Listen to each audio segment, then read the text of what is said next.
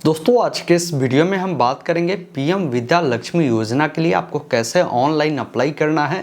Step by step मैं सभी process आपको इस वीडियो में बताने जा रहा हूं।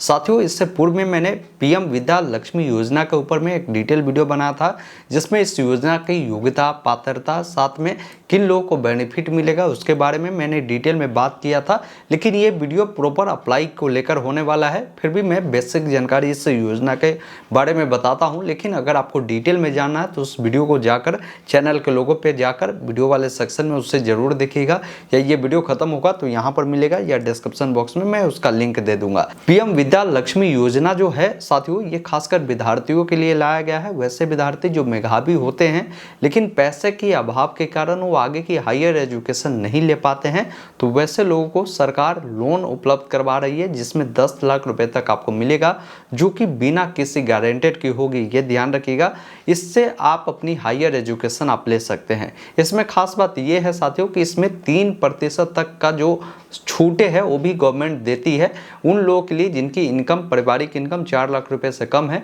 उन लोगों को 3% ब्याज में भी छूट मिलेगा। ऐसे इसमें अगर आपकी पारिवारिक इनकम 8 लाख रुपए तक है तो आप इस योजना का बेनिफिट ले सकते हैं। इसमें लाभ लेने के लिए ये भी ध्यान रखिएगा कि आप कम से कम 12वीं तो पास होने चाहिए। आगे हायर एजुकेशन के लिए कहीं आप नामांकन ले रहे हैं तभी आपको इसका बेनिफिट आपको मिलेगा, ये भी ध्यान रखना है। आइए फिलहाल अपने स्क्रीन पर चलकर पूरी डिटेल जानकारी अप्लाई का जो प्रोसेस है मैं आपको दिखाता हूं, कैसे इसका बेनिफिट आप ले सकते हैं।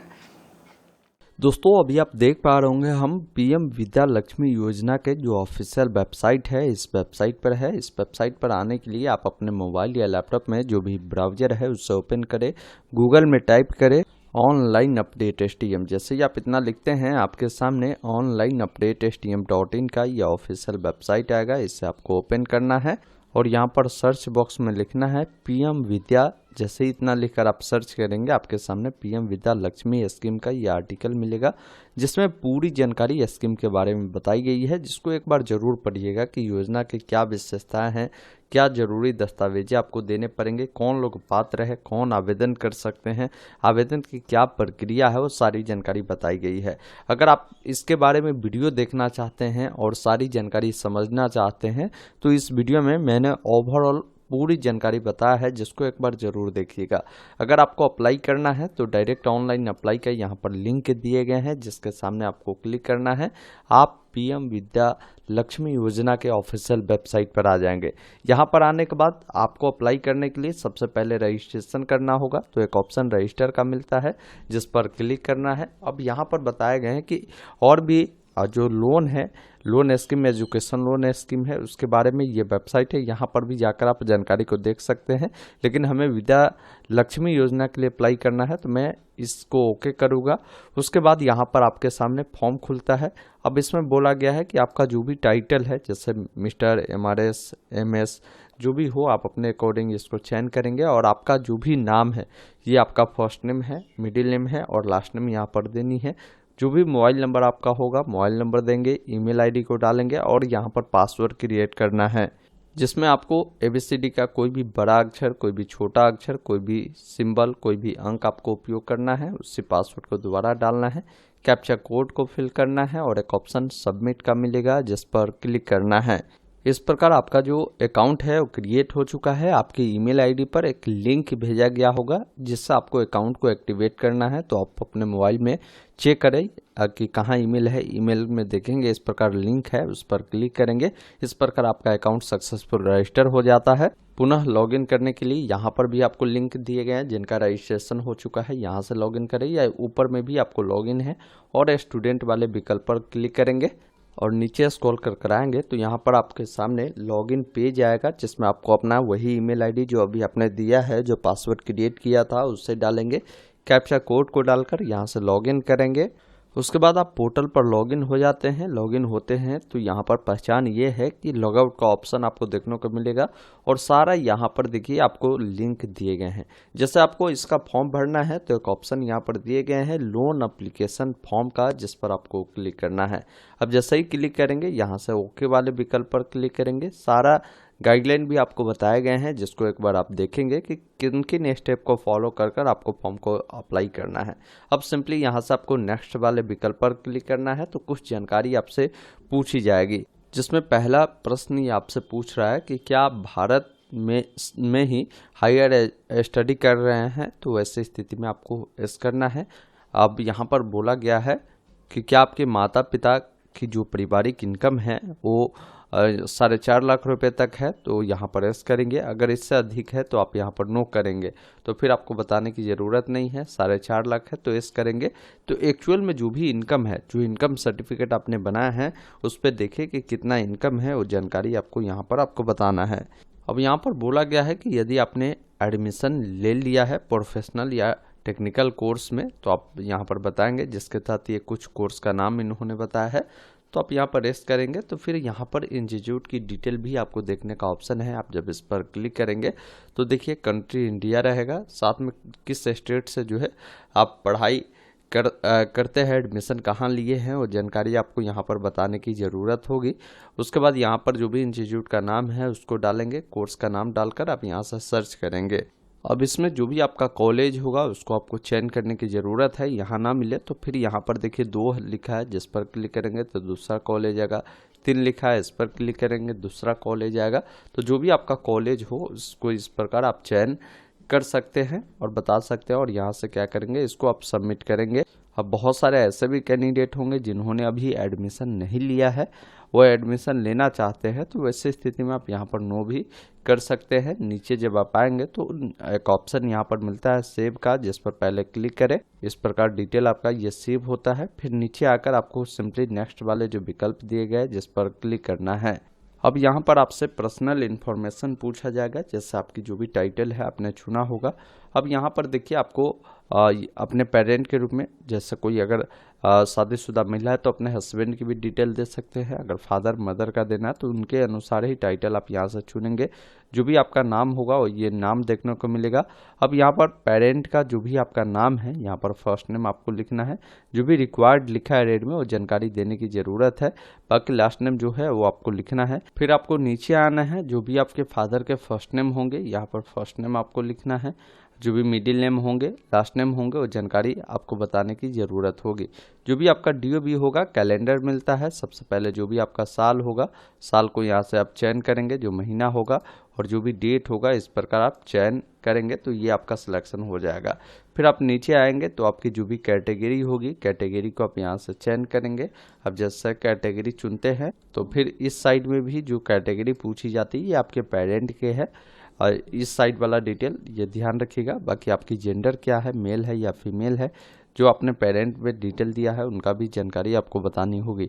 आप शादीशुदा है या सिंगल है वो सारी जानकारी देनी है। अब यहाँ पर आपसे एजुकेशनल क्वालिफिकेशन पूछ रहा है, तो जो भी आपका एजुकेशनल क्वालिफिकेशन हो, जैसे आपने 10वीं किया है, 12वीं किया है, तो उसे आप यहाँ पर लिख सकते हैं। जैसे मान लीजिए मैं यहाँ से 10th लिख देता हूँ, 12th लिख देता हूँ। अगर आपने ग्रेजुएशन भी कर रखा है तो वो जानकारी आप दे सकते हैं।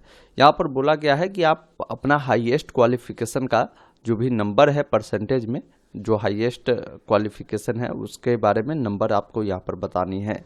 उसके बाद अगर मान लीजिए आपके अभिभावक भी पढ़े लिखे हैं तो उनकी भी अगर कोई हाईएस्ट क्वालिफिकेशन है उसमें जो भी नंबर है वो आप दे सकते हैं।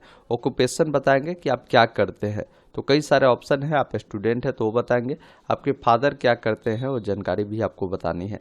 बाकी यहाँ पर इनकम पूछा गया है, तो अगर आपका कोई इनकम है तो बताए, नहीं तो आपके पेरेंट वाले में जो भी आपने एनुअल इनकम बताया था वो देखने को यहाँ पर मिलेगा।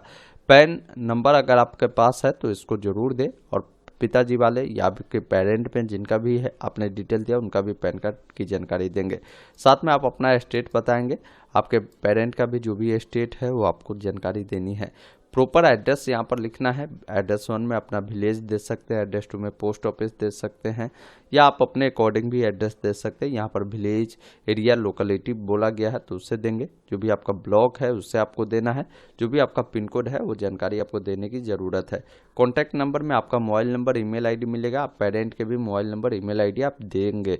उसके बाद इसको सेव करेंगे, फिर नेक्स्ट वाले विकल्प पर क्लिक करेंगे। फिर आप अगले स्टेप में आते हैं जहां पर आपको अपना बैंक की जो डिटेल है वो आपको देनी है। जो भी आपका IFSC कोड होगा, तो आप यहाँ से IFSC कोड बताने के लिए आपको क्लिक हेयर वाले विकल्प पर क्लिक करना है। जो भी बैंक में आपका अकाउंट होगा यहाँ पर आपको लिखना है, साथ में सिटी बताएंगे, जो भी ब्रांच का नाम होगा बताएंगे और IFSC कोड लिखकर यहाँ से आपको सर्च करना है। आपका यहाँ पर जो है बैंक की डिटेल आपको आ जाएगी। आप सिंपली यहाँ से सेलेक्ट कर यहाँ से आप सबमिट करेंगे तो यहाँ पर आ जाएगा। अब आपके जो भी पेरेंट है उनका भी जो भी IFSC कोड होगा उसको इससे अनुसार चयन करेंगे, बैंक का नाम, ब्रांच का नाम, ये सारी जानकारी मिल जाएगी। अब नीचे आएंगे, अकाउंट टाइप बताएंगे कि अकाउंट सेविंग है या करेंट है वो बताएंगे, और जो भी आपके पेरेंट है उनका किस प्रकार अकाउंट है बताएंगे। अब यहाँ पर जो भी आपका अकाउंट नंबर होगा, अकाउंट नंबर आपको यहाँ पर बतानी है। उसके बाद यहाँ पर बोला गया है कि डायरेक्ट इनडायरेक्ट लायबिलिटी अगर है तो आप यहाँ पर बता सकते हैं, अन्यथा आप इसको छोड़ सकते हैं। नीचे जब आप आएंगे यहाँ पर बोला गया है कि आपके कोई रिलेटिव अगर चेयरमैन, डायरेक्टर्स या एम्प्लॉय है बैंक में तो आप बता सकते हैं, नहीं तो आप नो करेंगे। अब यहाँ पर नो करेंगे तो ये रिलेटिव की डिटेल नहीं देनी है, वही आप यहाँ से येस करते हैं तो जो भी व्यक्ति है उनकी डिटेल आपको यहाँ पर उपलब्ध करवानी होगी। उसके बाद यहाँ से सेव करेंगे, फिर नेक्स्ट वाले विकल्प पर क्लिक करेंगे। अब आप अगले स्टेप में आते हैं जहाँ पर कोर्स की डिटेल आपको बताने की ज़रूरत होगी, जिसमें सबसे पहले पूछा गया है कि आपकी जो एडमिशन होने वाली है वो मेरिट कोटा से होगी या मैनेजमेंट कोटा से, वो जानकारी आपको बतानी है। साथ में जो भी आप कोर्स करेंगे उसका ड्यूरेशन क्या होगा, मतलब कि क्या है कि सबसे पहले आप बताएंगे कि कितने साल का वो कोर्स होगा और कितने महीना का होगा, और जानकारी आप देंगे। अगर माने पूरे पारी 4 साल या 2 साल का है तो आप मंथ को ऐसे भी छोड़ सकते हैं। अगर मान लीजिए यहाँ से देना है तो मंथ को भी आप दे सकते हैं। उसके बाद नीचे आएंगे, आपसे बोला गया है कि जो आप पढ़ाई करेंगे वो कौन सा इंस्टीट्यूट है उसकी डिटेल दीजिए। अब डिटेल लेने के लिए क्लिक हेयर वाले विकल्प पर जब आप क्लिक करेंगे तो यहाँ से स्टेट बताएंगे। उसके बाद जो भी स्टेट से आप पढ़ाई करना चाहते हैं उसको यहाँ से चयन करेंगे, और जो भी इंस्टीट्यूट का नाम है वो लिखे और कोर्स को लिखकर यहाँ से सर्च करें। तो मान लीजिए हमें BCA करना है हरियाणा से, तो जो भी कॉलेज हमें चाहिए वो कॉलेज यहाँ पर देखने को मिल रहा है। अब सिंपली मैं उससे यहाँ से चयन करूँगा। तो जैसे ही आप चयन करते हैं उसके बाद सबमिट करते हैं तो ये कॉलेज आपका यहाँ पर ऑटोमेटिक आ जाता है। उसके बाद बताएंगे कि ये जो कोर्स है वो कब से आप करेंगे। मान लीजिए ये कोर्स हमें नेक्स्ट ईयर करना है तो मैं यहाँ से उसे चुनूँगा। साथ में कोर्स कब शुरू हो रहे हैं वो डेट यहाँ से आपको बतानी है, कब कंप्लीट होंगे और जानकारी आपको यहाँ पर बतानी है। जैसे मान लीजिए अगर 4 साल का कोर्स है तो 4 साल में किस मंथ तक कंप्लीट हो जाएंगे वो सारी जानकारी आप यहाँ से बता सकते हैं। उसके बाद इसको क्या करेंगे, यहाँ से आपको सेव करना है। अब जैसे ही इसको सेव करते हैं तो आपकी डिटेल सेव होती है, फिर आपको नेक्स्ट वाले विकल्प पर क्लिक करना है। उसके बाद आप आते हैं अगले स्टेप में जहाँ पर जो भी आप कोर्स करेंगे उसका जो भी खर्चे हैं वो आपको बताने की ज़रूरत है। अब जैसे मान लीजिए आपका कोर्स अगर 4 साल का है तो यहाँ पर देखिए first year, second year, third year, fourth year की जानकारी देनी है। किसी का 5 ईयर का, 6 ईयर का या 2 ईयर का, तो 2 ईयर्स तक ही जानकारी देनी है। जैसे फर्स्ट ईयर में आपके ट्यूशन फी कितने लगेंगे वो जानकारी आप यहाँ पर बताएंगे इस अकॉर्डिंग, और सेकेंड ईयर में कितने लगेंगे वो जानकारी भी आपको यहाँ पर बताने की ज़रूरत है। बाकी थर्ड ईयर में क्या लगेगी, फोर्थ में क्या लगेगी वो जानकारी आप बताएंगे। उसके बाद जो भी आप बताएंगे वो टोटल यहाँ पर होता देखने को मिलेगा कि कितना हो रहा है। अब जो भी एग्ज़ाम फी होगा उसमें कितने पैसे आपके खर्च होंगे वो जानकारी आपको यहाँ पर बताने की ज़रूरत है। साथ में बुक स्टेशनरी में आपकी क्या खर्चा होगा वो जानकारी आप यहाँ पर देंगे, फर्स्ट ईयर सेकेंड ईयर में क्या होगा। इसके अलावा जो भी आपके इक्विपमेंट है जिसमें आप कंप्यूटर लेते हैं और भी जो भी पढ़ाई से जुड़ी सामग्री लेते हैं उसमें क्या खर्चे होंगे वो बताएंगे। अगर आप हॉस्टल में रहेंगे तो हॉस्टल में रहने में क्या आपकी खर्चे आएंगे वो जानकारी बताएंगे। अगर मान लीजिए आपको कहीं जाने आने होते हैं स्टडी के काम से तो उसमें भी जो खर्चे होंगे ट्रैवल में वो भी आप बता सकते हैं कि आपको फर्स्ट ईयर में मान लीजिए 5,000 रुपये आपके खर्चे होंगे, सेकेंड ईयर में इतने होंगे, तो ये सारी जानकारी आपको बताने की ज़रूरत होगी। तो टोटल आपको जो है यहाँ पर देखने को मिलेगा फर्स्ट ईयर, सेकेंड ईयर और थर्ड ईयर, फोर्थ ईयर सबकी, यानी जितने ईयर की है तो आप अपने अकॉर्डिंग ये जानकारी आप बताएंगे, ये ध्यान रखिएगा। उसके बाद टोटल कितने खर्चे हो रहे हैं वो आपको यहाँ पर देखने को मिलता है। इसमें बोला गया है कि आप अपने ओर से या आपको कोई स्कॉलरशिप मिलता है तो उन सभी को मिलाकर आप कितने पैसे अपने तरफ से एफर्ट कर सकते हैं वो बता सकते हैं। जैसे हो सकता है फर्स्ट ईयर में आपके पास 20,000 रुपया हो तो आप यहाँ पर लिखेंगे कि मैं फर्स्ट ईयर में 20,000 दूंगा, सेकेंड ईयर में अगर 10,000 है उसको आप दे सकते हैं, थर्ड ईयर में अगर आपके पास है तो उसको भी आप यहाँ पर लिख सकते हैं। जो भी हो आप अपने अकॉर्डिंग अमाउंट यहाँ पर बताएंगे, चाहे वो स्कॉलरशिप से मिले या आप खुद लगाए, ये आपको बतानी होगी। बाकी जितना अमाउंट आप जमा करेंगे उतना यहाँ पर माइनस आपका हो जाएगा, ये ध्यान रखिएगा। उसके बाद यहाँ पर आपकी जो भी लोन की रिक्वायरमेंट होगी वो जानकारी आपको देखने को मिलता है। यहाँ पर एक चीज़ ध्यान रखिएगा कि जब भी आपकी 4 लाख से अधिक लोन होती है तो यहाँ पर आपको सिक्योरिटीज के लिए आपको बतानी होती है कि आप किनको जो है गारंटेड के रूप में देना चाहेंगे। जैसे मैं अभी एग्जांपल में आपको समझाता हूँ। जैसे देखिए यहाँ पर 4 लाख, मैं इसको थोड़ा सा बढ़ा देता हूँ। जैसे 4,10,000 हुआ तो यहाँ पर बोला गया कि आप बताइए, तो आप जिनको भी देना चाहते हैं, हालांकि गवर्नमेंट बोलती है कि मैं 75% मतलब 7.5 लाख रुपए तक लोन मैं अपने गारंटेड पे दे सकता हूँ। तो आप यहाँ पर गवर्नमेंट ऑफ इंडिया भी लिख सकते हैं, आपके ऊपर डिपेंड करता है, या आप गारंटेड के रूप में किसी और को देना चाहते हैं तो आप बता सकते हैं। उसके बाद ये आपसे पूछ रहा है कि पेमेंट जो आपको और ये पेमेंट करना है तो आप कितने इंस्टॉलमेंट में आप उस पैसा को चुकाना चाहते हैं। तो ये आपके ऊपर डिपेंड करता है। आपकी इच्छा है कि भाई हम 3 साल में ही चुका दे तो 36 मंथ रखे, आपकी इच्छा है कि हम उसे मान लीजिए 7 साल में चुका है तो 84 रखे। ये सारी जानकारी आपको देनी होगी। आप अमाउंट भी बता सकते हैं कि आप कितने रुपये जो है हर मंथ जमा करना चाहते हैं। मैं चाहता हूँ कि 5,000 रुपये जमा करूँ, हालांकि जो भी आपकी ईएमआई बनेगी उसके अकॉर्डिंग होगा, लेकिन आप एक्सपेक्टेड में बता सकते हैं ताकि लगे कि भाई आप कैसे पैसा चुकाना चाहते हो, उसी अकॉर्डिंग आपका ईएमआई बनेगी। तो ये सारी जानकारी देने के बाद इसको यहाँ से सेव करेंगे, फिर नेक्स्ट वाले विकल्प पर क्लिक करेंगे। ये डिटेल आपका सेव होता है। अब आप आते हैं डॉक्यूमेंट अपलोड वाले पेज में। अब यहाँ पर क्लियर बताया गया कि जो भी डॉक्यूमेंट होगा जेपीजी, पीएनजी, पीडीएफ फॉर्मेट में होगा, 2 MB से ज़्यादा अलाउ नहीं किया गया है। अब यहाँ पर जो भी आपकी मार्कशीट होगी हाईएस्ट क्वालिफिकेशन वाला उसको आप देंगे। इसके बाद जो भी आपने एडमिशन कहीं की भी करवाया होगा तो एडमिशन के लिए जो भी आपको रिसिप्ट मिले होंगे उसको आप यहाँ पर अपलोड करेंगे। इनकम प्रूफ जो आपका बना है उनको देना है। बाकी कई सारे डॉक्यूमेंट यहाँ पर है जो आपके पास एप्लीकेबल हो, जो आपके पास हो तो उससे आप ज़रूर यहाँ पर लगाएंगे। फिर नीचे आपको आना है, इसका जो भी टर्म एंड कंडीशन है उसको एक बार देख सकते हैं। उसके बाद यहाँ से क्या करेंगे, इस चेक बॉक्स पर टिक कर इसको सेव करेंगे और इसको पहले प्रीव्यू करेंगे। प्रीव्यू में सभी जानकारी सही है तो इसको क्या करना है, आपको सबमिट कर देना है। सबमिट करने के बाद आपका क्या होगा कि आपका प्रोफाइल जो है यहाँ पर सेव हो जाता है। अब आप लोन के लिए अप्लाई कर सकते हैं।